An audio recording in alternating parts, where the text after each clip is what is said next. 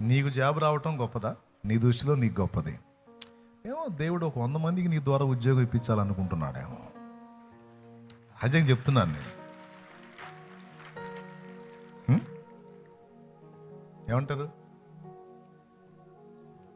నాకు బ్రతుకునివ్వయ్యా నన్ను అడుగుతున్నావు. నిన్ను వాడి 100 మంది కుటుంబాలని పోషించాలనుకుంటున్నాడేమో. నాకంత సీన్ ఏడుందలే అన్న అంటావా? నేను అదే అనుకున్నా. నీకంటే 100 సార్లు అనుకున్నా.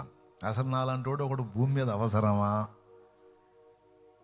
అని నేను కూడా దేవుడి ముందుకు వెళ్ళాను.